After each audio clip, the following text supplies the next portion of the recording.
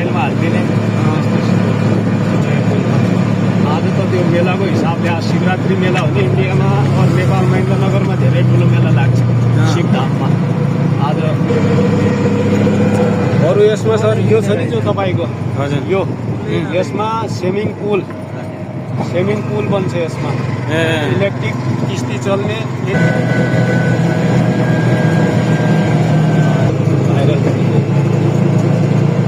आठ सय मिटर लामो होइन 800 मिटर लामो 1 किलोमिटरमा 200 मिटर कम किलोमिटर।